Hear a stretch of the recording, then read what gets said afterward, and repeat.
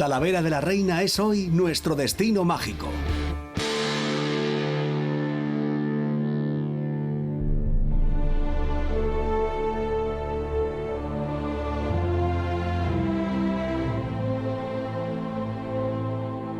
Al oeste de la provincia de Toledo, en la vega del río Tajo, se levanta Talavera de la Reina. Caesaróbriga para los romanos y Talavaira para los musulmanes. De aquella etapa procede su nombre actual. Alfonso XI de Castilla completó su topónimo en el siglo XIV al regalarle esta ciudad a su esposa, María de Portugal. Durante la Edad Media convivieron en ella judíos, musulmanes y cristianos. En el siglo XVI, Talavera vivió su edad de oro gracias a vecinos ilustres como el autor de la primera historia de España, el padre Juan de Mariana o el dramaturgo Fernando de Rojas. Conocida como la ciudad de la cerámica, su milenario legado artesano ha sido reconocido con la Declaración de Patrimonio Inmaterial de la Humanidad por la UNESCO. Y aquí está ya Miguel para mostrarnos las maravillas de esta ciudad reflejada en aguas del Tajo.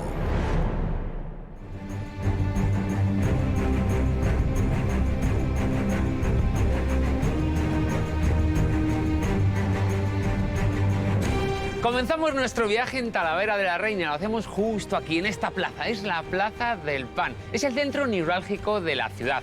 Aquí se concentran algunos de los edificios más representativos de la ciudad y constituye uno de los rincones más especiales. Hemos quedado con Daniel, un escritor que nos va a contar algunos de los detalles más interesantes de esta singular plaza. ¡Comenzamos!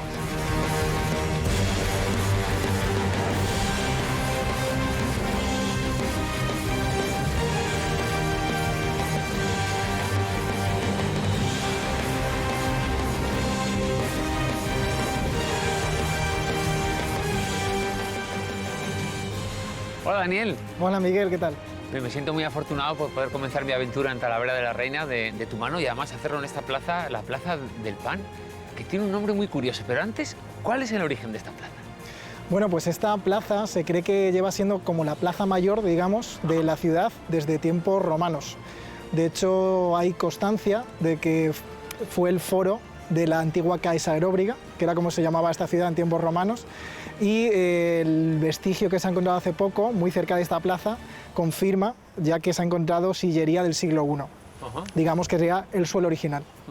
¿Y por qué la Plaza del Pan? Pues aquí había un despacho de pan para las personas que, bueno, pues que tenían falta, ¿no?, de recursos, digamos, en tiempos de carestía. Por lo tanto, la gente popularmente la fue llamando la Plaza del Pan, la plaza donde se da pan, ¿no?, digamos, hasta que ya se legitimó el nombre y se quedó oficialmente como la Plaza del Pan. Estaba fijándome que la actual sede de la policía local de Talavera de la Reina, bueno, están en un edificio precioso, y encima de la puerta está el escudo de Talavera. ¿Qué me podrías contar de él?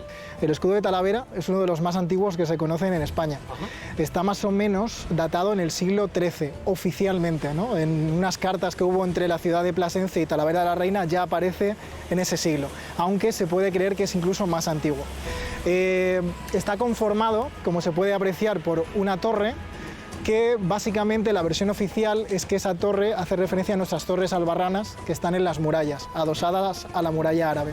Esas torres albarranas proceden del siglo XIII, más o menos. Luego también hay diferentes versiones. Una versión dice que ese ganado que sale de la torre albarrana, dicen una de las versiones que son 2 bueyes, y es porque hay una leyenda que dice que el origen del escudo es de tiempos romanos, porque los romanos utilizaban los bueyes para hacer sus caminos. Y hay otra muy extendida en la ciudad que dice que en tiempos musulmanes la ciudad estaba muy mal, había sufrido diferentes asedios, no quedaba nada de comida y que se oía que el enemigo volvía otra vez a asediar otra vez la ciudad. Así que algún lumbreras pensó que si se sacaba el poco ganado que quedaba en la ciudad extramuros y el enemigo lo veía, diría, ¿cómo vamos a atacar a Talavera si tienen el ganado suelto y les sobra más que fuerza y de todo, ¿no?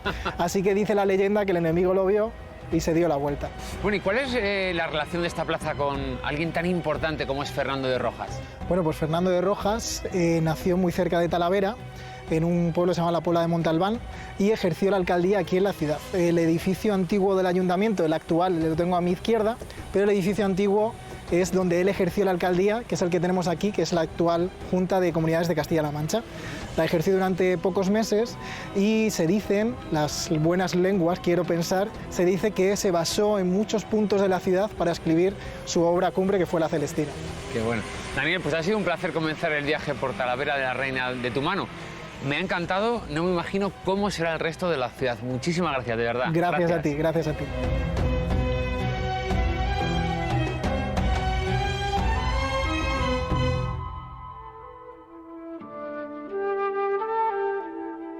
Los jardines del Prado son un auténtico museo al aire libre.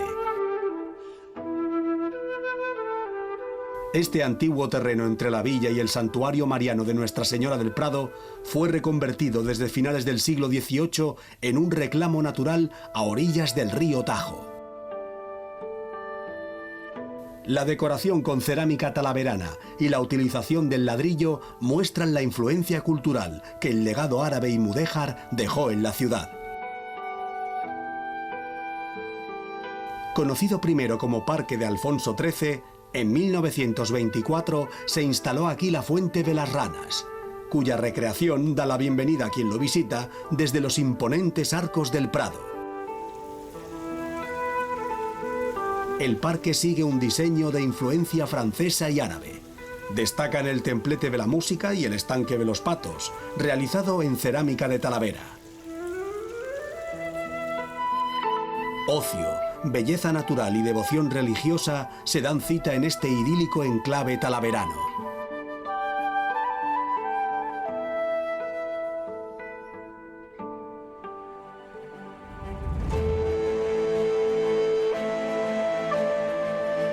Una de las joyas de Talavera de la Reina es la iglesia de Santa María la Mayor, uno de los templos más importantes y con más historia de la ciudad. Es una obra gótico-mudéjar en cuyo interior reposan los restos de uno de los grandes literatos de nuestra lengua, Fernando de Rojas, el autor de La Celestina.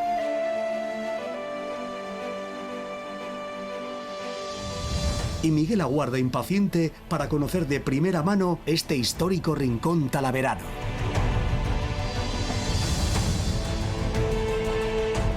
Hola, Maite. Hola, ¿qué tal? Pues muy bien, estoy encantado de que me recibas aquí para hablar de algo tan importante para Talavera como es la Colegial Santa María la Mayor. Pero es que, ¿qué es una colegial?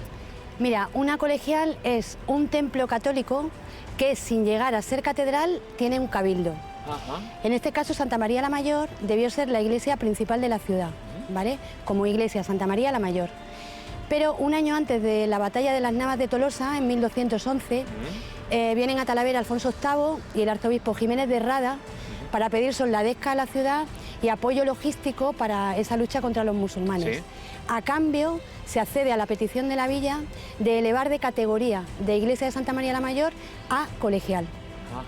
Una vez que pasa el tiempo, entre la Guerra de la Independencia, la invasión de los franceses, un incendio muy importante que hubo en 1846, la colegial queda prácticamente devastada. Ajá. Y al final, por acuerdo con el concordato, se vuelve a rebajar otra vez la categoría y hoy día es Iglesia de Santa María la Mayor.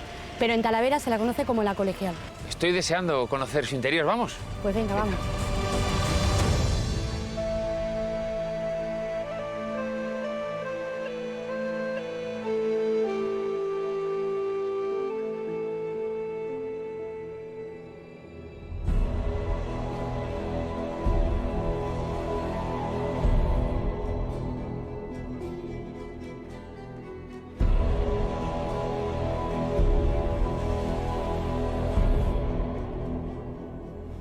Qué impresionante es poder pasear por una colegiata así a solas con alguien como tú que me va a contar tantas cosas. Lo primero que quería preguntarte del interior es, estos arcos que vemos aquí son arcos atirantados, esto no es habitual. No, estamos en un templo gótico mudéjar. Una vez que se construye la colegial de Santa María la Mayor, se dan cuenta que el terreno es muy inestable por el nivel freático de las aguas de Talavera. Entonces, una de las soluciones que se dan por mandato del arzobispo Jiménez de Cisneros es la construcción de estos arcos atirantados que impactan porque no son nada estéticos, pero en realidad lo que lleva es un sistema de cadenas que se ve desde la parte superior y sujetan los pilares centrales de la derecha, van sujetando y tiran hacia los pilares de la izquierda. Oye, desde aquí estoy viendo este rosetón, que es precioso, y además esconde una historia muy peculiar, una historia de hermanamiento, si no me equivoco, entre Guadalupe y Talavera de la Reina. Es un rosetón gótico flamígero, muy parecido al del monasterio de Guadalupe. Hay algunos que opinan, por este parecido, que pudo tener la misma autoría, ¿vale? Entre Guadalupe y Talavera hay mucha conexión, porque por aquí pasa el Real Camino de Guadalupe y Talavera fue una ciudad, una encrucijada de caminos. Si te parece, para continuar este maravilloso viaje, vamos a la Capilla del Cristo del Mar, que me han dicho que es uno de los lugares más especiales que hay. Claro, ¿Sí? Sí, sí.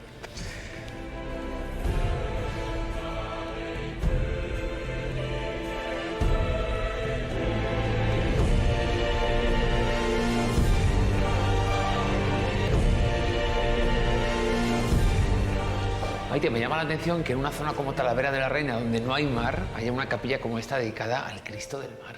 La época de esplendor de la cerámica de Talavera fue en el siglo XV y el siglo XVI.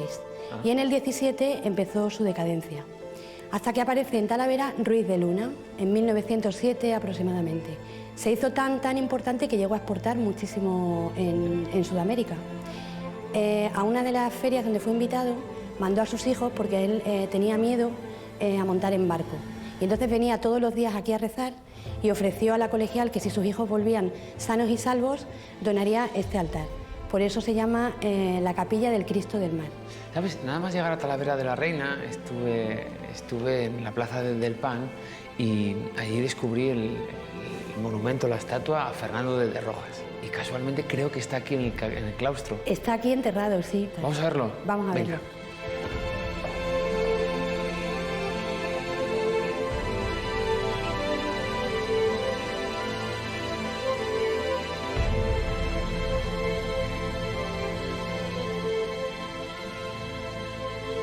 Tengo una curiosidad, y es que si Fernando Rojas nació en la Puebla de Montalbán, a unos 50 kilómetros aproximadamente de Talavera, estudió en Salamanca, ¿por qué acabaron sus restos aquí? Cuando murió, él pidió ser enterrado en un convento, un monasterio de la Madre de Dios, hoy día desaparecido, y entonces con el tiempo buscaron sus restos. Una vez que se encontraron y los identificaron, pues se llevaron al ayuntamiento. Hay gente que dice que estuvieron 10 años en el despacho del alcalde, otros que estuvieron allí en un almacén, y por fin en 1980 se decide darle digna sepultura, ¿no? Pero ¿qué pasa? Como había nacido en la Puebla de Montalbán, pues también reclamaron sus restos.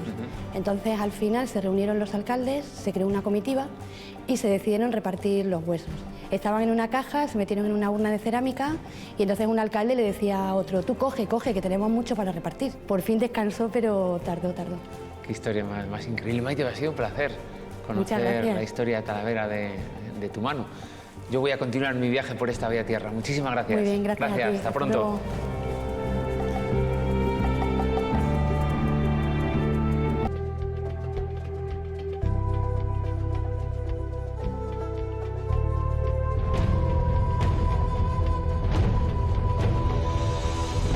Talavera es tierra de cerámica, una tradición que va desde las terracotas romanas, las vasijas islámicas, el siglo de oro hasta nuestros días. Ha sido declarada Patrimonio Cultural Inmaterial de la Humanidad por la UNESCO y ahora ha llegado el momento de descubrir, y nunca mejor dicho, la magia de esta cerámica.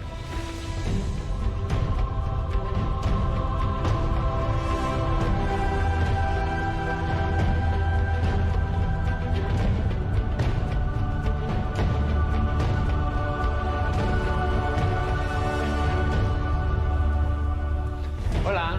Hola, Miguel, ¿qué tal? ¿Qué tal? ¿Cómo estás? Bien, bienvenido a San Ginés. Tanto ir a hablar de la cerámica de Talavera y por fin estoy aquí. ¿Cuál es tu relación con este noble arte? Pues yo soy bisnieta de Juan Ruiz de Luna, uno de los mayores ceramistas de aquí de Talavera y conocido mundialmente. Sí. Y empecé desde pequeña, quería ser ceramista, lo que pasa es que no me dejaban. Anda. No querían que fuera ceramista, estaba mal visto. Y me tuve que ir a estudiar a Madrid, pero yo seguía con la historia de que quería ser ceramista hasta que me dijeron, bueno, pues venga adelante. Y hace pues 30 años que estoy metida en el mundo de la cerámica. ¿Y por qué es tan importante la cerámica de Talavera?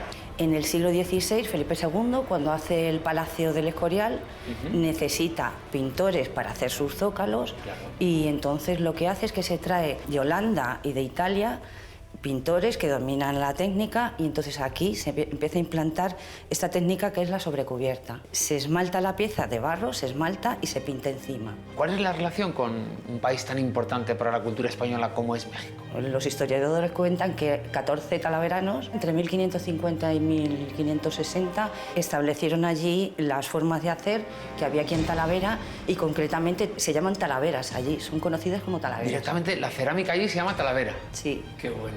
Talavera se convirtió en un centro productivo a nivel nacional, de tal manera que las ordenanzas del ayuntamiento municipales cambiaron, y un día a la semana se permitía cocer los hornos. Entonces ese día pues la gente no tendía la ropa, es decir, cambiaba la vida de los habitantes de Talavera. ¿Pero cuál sería la pieza más valiosa que hay aquí en el taller? Es un mural que tenemos en el Palacio de Convenciones de Orán, en Argelia. Wow. Miden 2.101 metros cuadrados y se hizo en 2 meses y medio. Es el mural pintado a mano más grande del mundo, o sea, es impresionante. ¿Qué te parece si pasamos al taller y disfrutamos de ese momento tan especial en el que Mariano, si no me equivoco, pinta con tanta delicadeza y con tanta pasión en la cerámica? ¿Quieres ver cómo se pinta un cuenco del diablo? Me encantaría. Pues venga, Te sigo. acompáñame.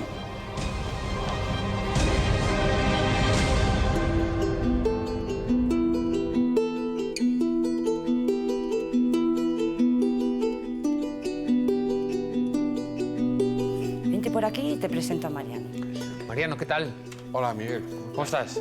Bien. ¿Qué te pillamos haciendo? Pues mira, el cuenco del diablo. La leyenda dice que los jerónimos utilizaban este cuenco para beber vino en el refectorio, y le decían al monje que tenía que servir el vino que lo llenara hasta ahogar el diablo. Evidentemente, como el diablo está hasta el borde, arriba. tiene que ir hasta arriba, no hay otra forma. Y luego decían que lo bebían diciendo hasta verte Jesús mío, que por eso las famosas letras de JHS se lo bebían de una vez. Y había que ver el fondo. Y había que beberlo de una vez. Bueno.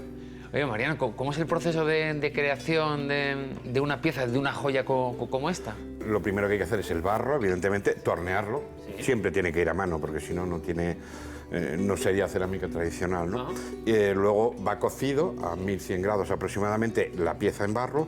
Luego aquí lo esmaltamos y lo pintamos. Utilizamos estacidos, que son dibujos brevemente picados con una aguja en un papel transparente, y luego muchas otras cosas pues van dibujadas y a lápiz. Una vez que está esmaltado, limpio, todo perfecto para la pintura, lo pintamos y luego lo llevamos al horno y lo vamos a cocer. Y al final ese resultado, ese punto de cocción es el que hace que la obra quede bien los fondos. Lo que ha declarado Patrimonio la UNESCO de la Humanidad es esa transmisión de saberes, ¿no? El reconocimiento no es en sí la pieza, porque cerámica se hace en muchos lugares y quizás la técnica es la misma. En realidad lo que se quiere proteger son los conocimientos, los saberes, que ya la gente joven no quiere continuar este oficio. Mariano, te dejamos trabajar, que yo ahora quiero ver realmente y de manera literal cómo se relacionan la magia y la cerámica. Así que acompáñame. Vente por aquí.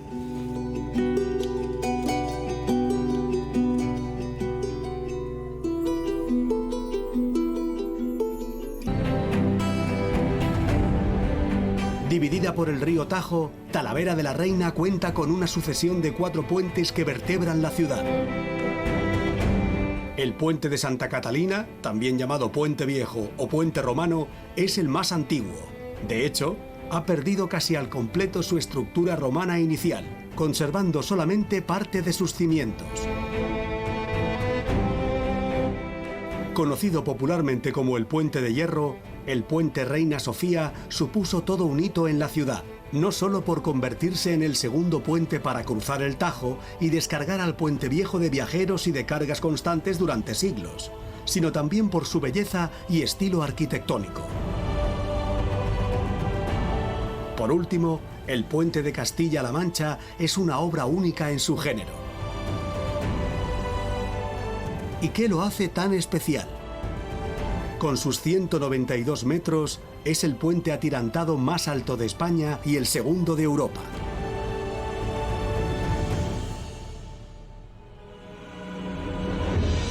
Las murallas de Talavera de la Reina fueron uno de los recintos defensivos más destacados en su momento, gracias a su sólida construcción. Fueron muchos los asaltos que sufrieron a lo largo de los siglos, y también son muchas las historias que hoy guardan y que Miguel ya está a punto de descubrir.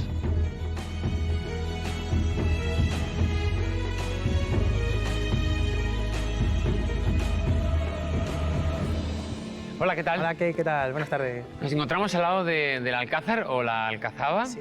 Y aquí quería hablar contigo de la historia de Talavera. Hay un episodio un tanto triste u oscuro, ¿verdad? Sí, efectivamente. Alfonso XI, siendo adolescente, se casó con su prima, María de Portugal. Durante ese matrimonio fueron regaladas 3 villas, que fueron Guadalajara, Olmedo y Talavera. Por eso el nombre de Talavera de la Reina. No fue un matrimonio muy buen avenido. Los hijos no llegaban y encima Alfonso encontró a un amante, Leonor de Guzmán, una sevillana, y con ella tuvo 11 hijos, mientras que con la reina, doña María, tuvo 2 hijos. Uno fue el infante Fernando, que murió al año de nacer, y el otro que fue don Pedro, el futuro Pedro I de Castilla. Pero el rey, en 1350, muere de peste, una epidemia de peste negra, muere el rey, y ahí es donde doña María cobra su venganza. Entonces traslada a doña Leonor aquí al Alcázar Talaverano, y en 1351 es ajusticiada, es decapitada. Por lo tanto, un lugar ya marcado para la historia para siempre para Talavera, al igual que esta torre, que si no me equivoco se encuentra en el escudo de la ciudad. ¿Qué podríamos destacar de ella? Efectivamente, esta es una torre albarrana. Su altura son unos 27 metros aproximadamente. La verdad es que pese a su nombre, ese de albarrá, que viene del árabe, son construcciones cristianas, porque se hace en el siglo XIII por el rey Alfonso VIII para evitar que Talavera vuelva a caer en manos musulmanas. Ajá, era como una fortificación. Una entonces. Fortificación, sí, para un refuerzo de la muralla, que es lo que son estas torres. Fíjate si es importante que en el escudo de Talavera aparece una torre albarrana junto a 2 toros.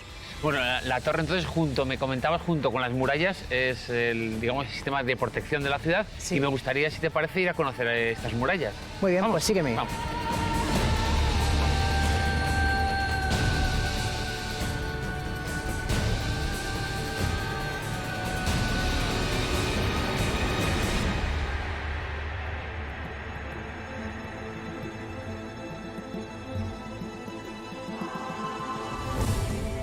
David, ahora que nos encontramos en esta zona de la muralla, ¿qué podríamos destacar de ella?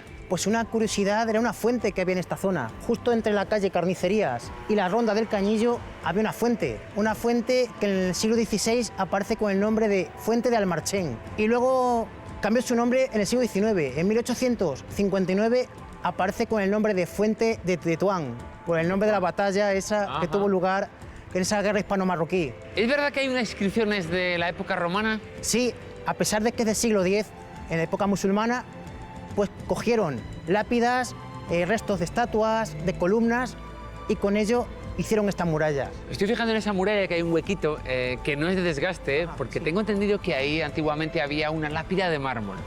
Se dice que aquí había una placa que decía: si el río Tajo llega hasta aquí, Talavera hay de ti. Cosa que no pasó en las preinundaciones, el agua del río no llegó hasta allá arriba, evidentemente. Sí. En realidad era la placa fundacional de la Alcazaba, o del Alcázar. Bueno, David, pues ha sido un placer conocer la historia de Talavera de tu mano. Muchísimas gracias. Muchas Hasta gracias a pronto. ti. Gracias. Muchas gracias.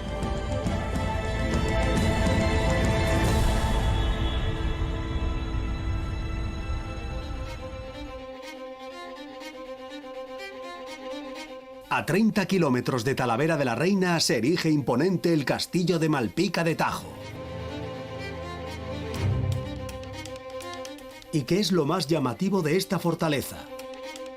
Se trata de uno de los pocos castillos españoles que han continuado habitados desde su construcción, al modo de los palacios franceses. construido a orillas del Tajo en ladrillo, presenta el aparejo típico toledano, una forma de construir local cuya tradición está ligada a la arquitectura mudéjar. La torre del homenaje es la vivienda de los duques de Arión. Todo su perímetro está rodeado de un foso, excepto en el lado protegido por el río Tajo.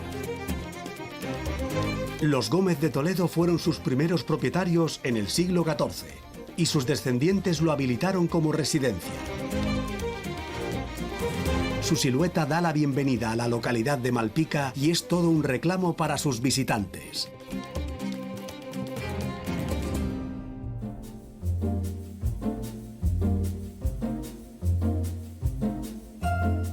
Talavera es tierra de sabores únicos y muy especiales, como el de las carillas, una de las legumbres más desconocidas de toda España y con las que se prepara una receta tradicional que ya estoy deseando probar.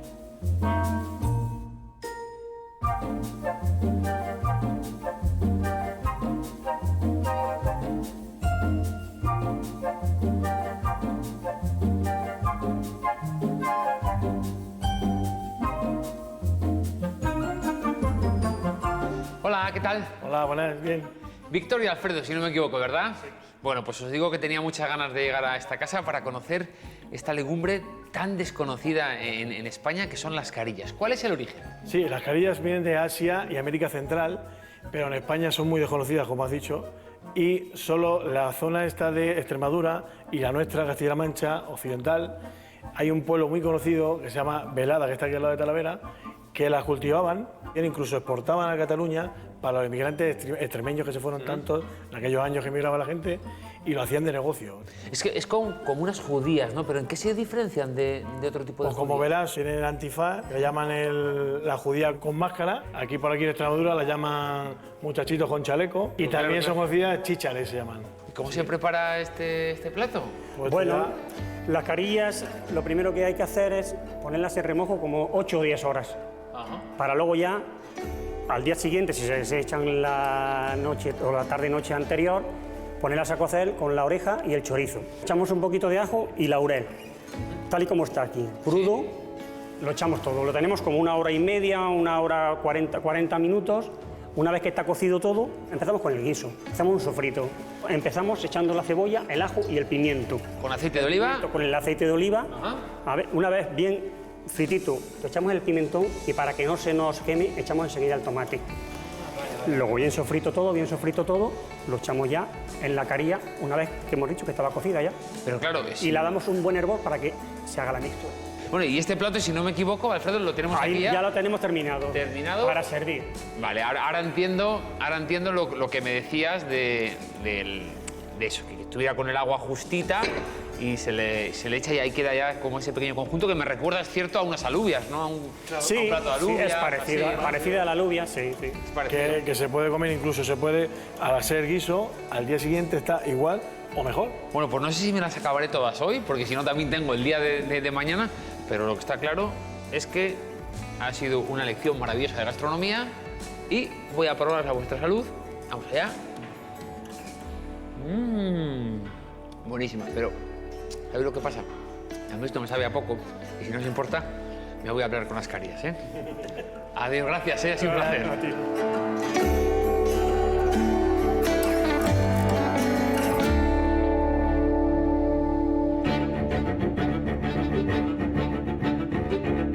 El Teatro Victoria de Talavera de la Reina se levantó sobre el solar del antiguo corral de comedias del siglo XVII. En su terreno se construyó este teatro en 1912, que más tarde pasaría a denominarse Teatro Mariana, en honor al talaverano Juan de Mariana, autor de la primera historia general de España. Destaca en su fachada la cerámica, obra de Juan Ruiz de Luna, con alegorías de la música y el teatro, retratos de dramaturgos y músicos y nombres de zarzuelas. Su interior, de estilo francés, presenta una decoración de escayola, con las balaustradas de cerrajería y los pilares metálicos. Una cita ineludible con la tradición escénica en Talavera de la Reina.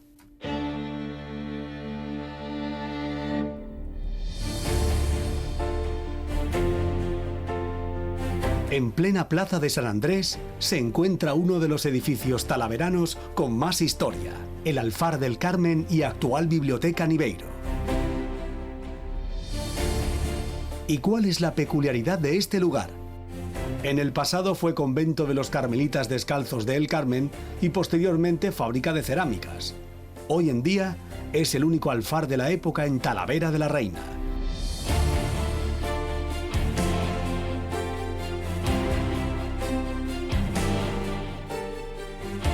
Hola María, ¿qué tal? Hola, bienvenido. Muchas gracias. Oye, venía a conocer una biblioteca, pero me quedo mirando la fachada, parece una iglesia y luego veo el letrero y pone antigua fábrica. Explícame. Como ves, pues es una iglesia, era un antiguo convento de carmelitas, que fue el primer uso que tuvo este edificio, y se levanta bajo las órdenes de Fray Lorenzo de San Nicolás. Y bueno, pues podemos ver que sigue una estructura, ¿ves?, de ventana, hornacina y puerta. Y donde está la hornacina, pues estaría en un inicio la Virgen del Carmen, que luego la utilizarían los ceramistas como sello de la familia Nibeiro. ¿Cómo fue este proceso de construcción? Bueno, pues los carmelitas llegan a Talavera y solicitan poder construir una iglesia y poder asentarse en Talavera. Como es una orden mendicante, no tiene dinero, les dan permiso de que cojan restos de la iglesia de San Agustín y de la zona de Entre Torres, que sería el primer recinto amurallado de Talavera. Una vez que ellos terminan de construir, se quedan aquí a vivir en Talavera, en el barrio de la Puerta de Cuartos, hasta las desamortizaciones más o menos de Mendizábal, que se tienen que marchar de Talavera y todo queda desacralizado. Con las desacralizaciones, pues la iglesia se puede utilizar para cualquier uso. Como aquí en Talavera es típico la cerámica, pues se introduce la primera fábrica de tinajas. Esa fábrica se cierra y la compran la familia Nibeiro y construye una de las primeras fábricas más importantes que hay en Talavera y que va a estar durante 3 generaciones. Lo podemos ver porque, mira, en la parte de arriba, si ves, en la hornacina, ves 2 caritas, sí, que serían el abuelo y el padre de Emilio Nibeiro, que sería la persona que fundó esta fábrica de tinajas. Entonces, ¿cuándo pasó a ser biblioteca? Bueno, pues pasa a ser biblioteca en el año 2015, después de muchos trámites y de la remodelación de todo este edificio, y adquiere el nombre de Biblioteca Nibeiro, Alfar del Carmen. Recuerdo pues a la familia Nibeiro y a los carmelitas que estuvieron en este edificio. Vamos a descubrirla, ¿te parece? Vamos para adelante. Venga, adelante, te sigo.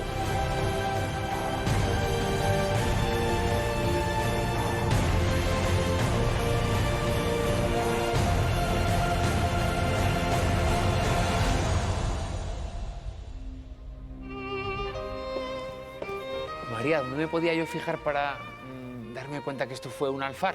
Pedro Ponce, que es el arquitecto que se encarga de la rehabilitación del edificio, deja en recuerdo esta parte que tienes justo detrás, que sería un secadero, que es donde dejaban las piezas de barro para secar y después pintar, y aquella rueda de molino, que es con la que, bueno, como aquí llega la primera parte de la semiindustria para hacer los tintes y para mover la masa, el barro, para luego poder hacer las tinajas, los platos y todos los objetos de alfarería que se hacían en este edificio.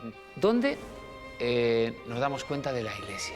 Si miras al frente, claro, ves que era el altar mayor. Sí. Han intentado, bueno, pues rehabilitarle tal y como estaba, y si miras en la parte de arriba se han intentado pues respetar pues las bóvedas y todas esas partes de la iglesia, y los 4 mechinales, que es donde estarían los 4 evangelistas en un inicio en la iglesia del Carmen. Y pues te digo que he estado en muchas bibliotecas, pero ninguna se respira un ambiente tan especial y que dé la sensación de tanta amplitud. Sé que aquí hay unos hornos que se conservan bastante bien. ¿Se puede entrar dentro para visitarlos? Vamos a visitarlos. ¿Podría ser? Vamos. Venga, te sigo.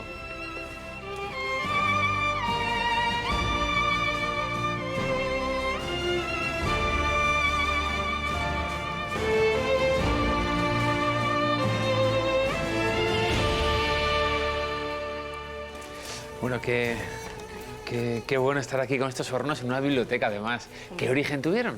Bueno, pues tienen origen moruno, tienen 3 entradas de calor, 3 bocas, 1, 2 y 3, aunque actualmente solo conservamos 2 hornos. Trabajaban a unos 900, 950 grados de temperatura y se producía tanto humo que llegó a producirse un bando en Talavera en el que se pedía que solamente se encendieran los hornos de noche, porque Talavera vivía a oscuras con tanto humo de este alfar y de otros muchos que había en la ciudad.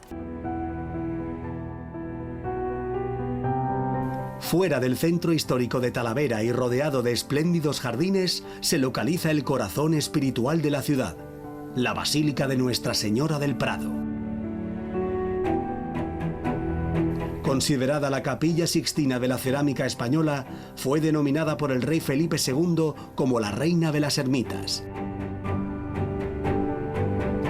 Y Miguel ya está aquí para descubrir la grandeza de este templo.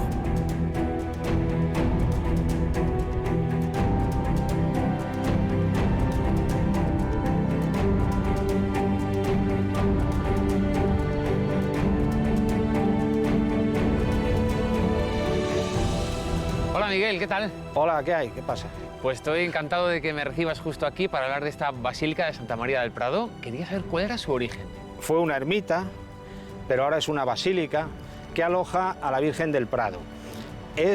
Ahora mismo es un culto cristiano a la Virgen del Prado, pero anteriormente en este templo hubo un culto, o en este mismo lugar hubo un culto a la diosa Ceres, la diosa de la fertilidad de los campos, la diosa romana de la fertilidad.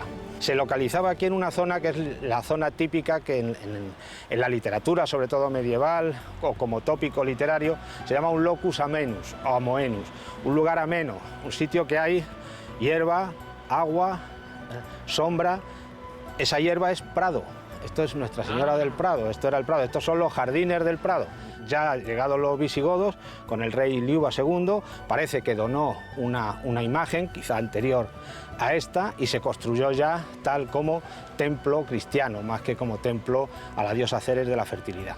Mencionabas antes la diosa de la fertilidad y relacionada con ella hay una fiesta que puede ser una de las fiestas, si no me equivoco, más antiguas e importantes de toda Europa. Pues sí, porque es una fiesta estudiada por Julio Caro Baroja, ya, que es la fiesta de las mondas. El nombre en latín es Munda Cereris, la ofrenda o la monda que se hace a la diosa Ceres. Entonces es una fiesta que tiene un gran interés etnográfico, un gran interés antropológico, porque tiene pues 2000 años de antigüedad.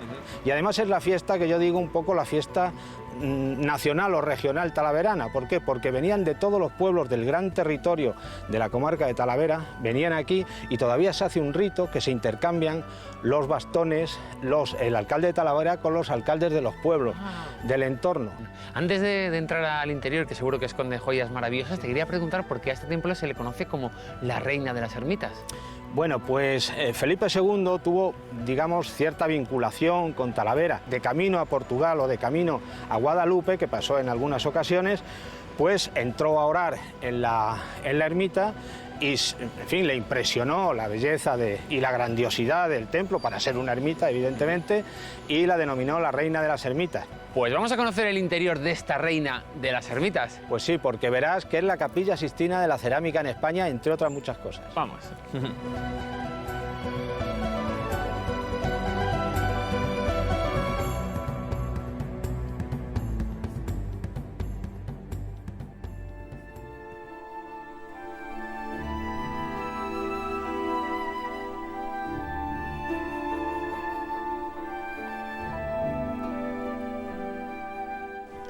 Miguel, me ha parecido ver a la entrada una figura de un santo, pero con la mano como ciertamente desgastada.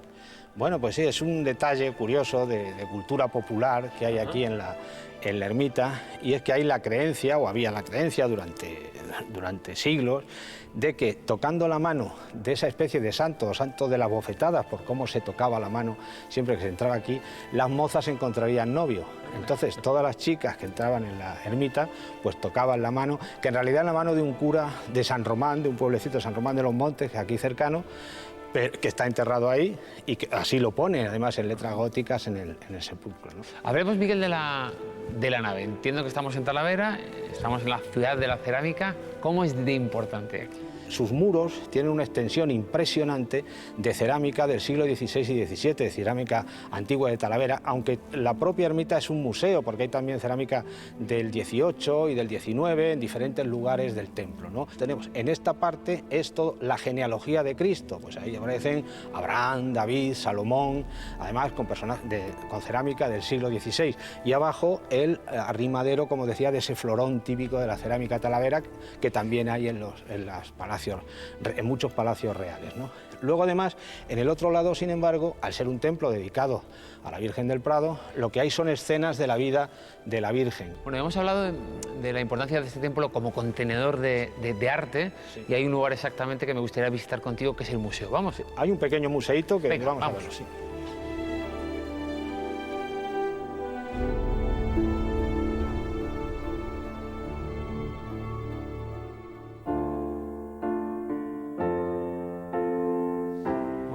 Casi uno no sabe ni de qué hablar, ni de qué preguntarte, Miguel, de la cantidad de joyas y de objetos que hay. Pero me llama la atención este manto, que es un manto que Isabel la Católica donó.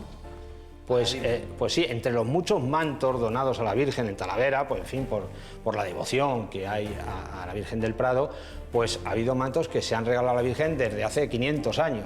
Y uno de ellos se descubrió, además, no hace mucho, era este manto que vemos aquí arriba, que es el más antiguo, que es el manto que se llama de los Reyes Católicos, porque además tiene una leyenda curiosa, que se decía que ese manto, que era el más antiguo que tenía la Virgen, no se podía quitar porque aquel que se lo quitara quedaría ciego.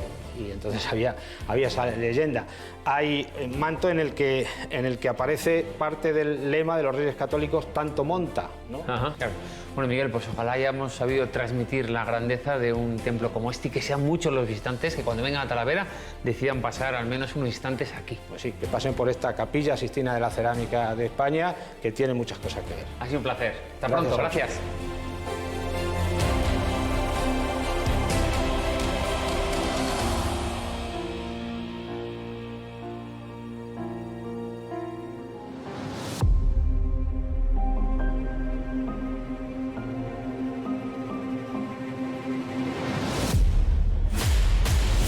En el corazón del casco antiguo de Talavera de la Reina se encuentra la Plaza de San Agustín, uno de los rincones con más encanto de la ciudad. En ella se localiza la antigua iglesia de San Agustín el Viejo, una obra del siglo XVII proyectada hoy como ampliación del Museo de Cerámica Ruiz de Luna. Esta plaza llevó en otro tiempo el curioso nombre de Plaza de Almairo, un topónimo árabe que fue cambiado en el siglo XVI cuando se construyó el monasterio de San Agustín el Viejo. Destaca su fachada, primera labor que realiza Fray Lorenzo de San Nicolás en el estilo llamado barroco de ladrillo, arquitectura muy típica en Talavera. Todo un emblema talaverano que vigila desde hace siglos el devenir de la ciudad.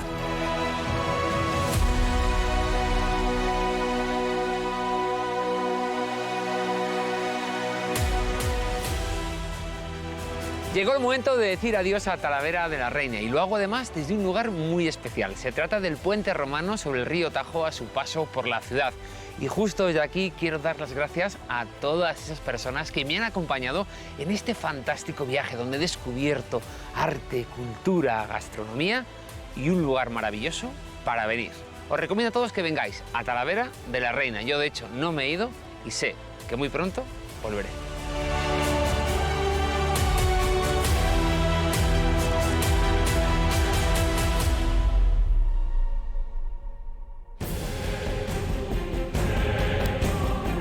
Miguel dice adiós a esta urbe milenaria que es Talavera de la Reina, donde el barro se hace arte. Una ciudad pintada de azulejos, cruzada por puentes únicos y custodiada por torres albarranas. Santuario y fortaleza, devoción y artesanía. Su riqueza patrimonial, forjada a lo largo de siglos de esplendor, es hoy el mejor recuerdo de su memoria. Un secreto por descubrir a orillas del Tajo y 1000 razones para regresar y disfrutar de la ciudad de la cerámica.